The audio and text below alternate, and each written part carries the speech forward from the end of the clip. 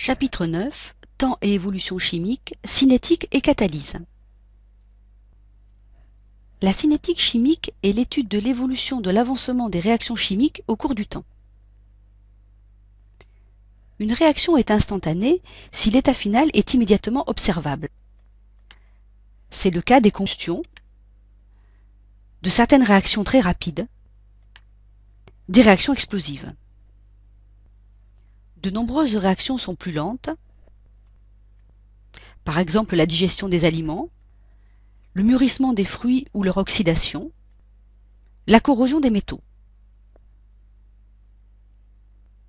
Une réaction chimique se traduit par la rupture de liaisons dans les réactifs et la formation de nouvelles liaisons pour former les produits.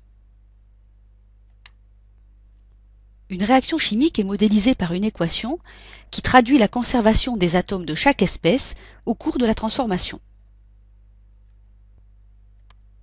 Cet autre exemple, où l'un des réactifs est un ion, montre que l'équation chimique traduit aussi la conservation des charges électriques. L'avancement x est une grandeur exprimée en mol qui donne une relation entre les quantités des espèces des réactifs et des produits au cours de la réaction.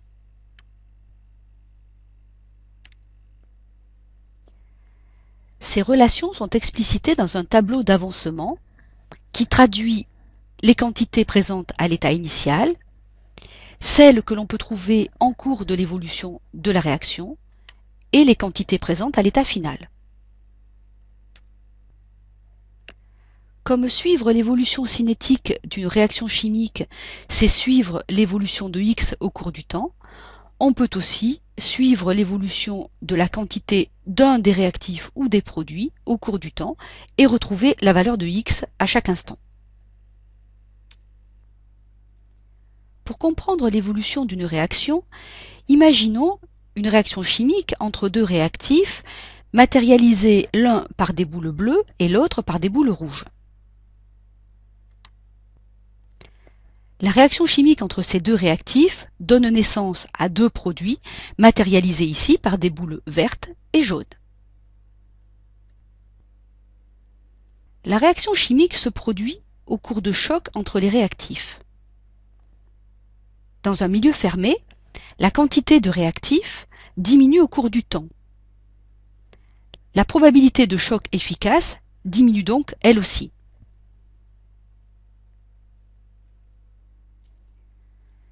L'évolution de l'avancement au cours du temps a donc un profil de ce genre. Il démarre à 0 et évolue vers une limite.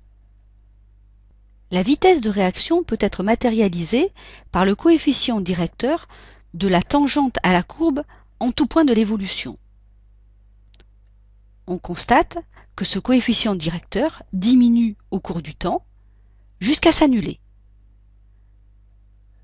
La réaction est alors terminée.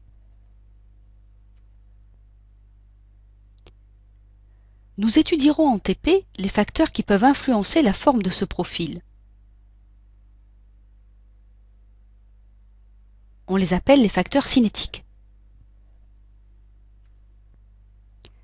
Comme il est difficile d'évaluer la durée d'une réaction chimique parce qu'on ne sait pas exactement quand x atteint x max, on définit ce que l'on appelle le temps de demi-réaction. Ce temps de demi-réaction est le temps au bout duquel la moitié de l'avancement maximal est atteint.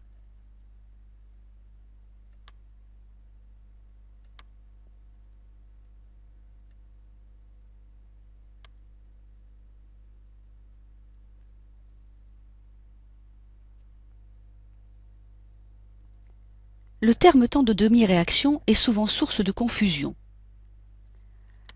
Lorsque l'on a atteint 2 fois le temps de demi-réaction, il faut noter que la réaction n'est pas terminée. On peut voir ici que x n'est pas encore égal à x max. Au cours des prochaines séances, nous suivrons expérimentalement quelques réactions chimiques. Nous verrons quelques facteurs qui permettent d'influencer la cinétique des réactions et nous verrons comment fonctionne un catalyseur.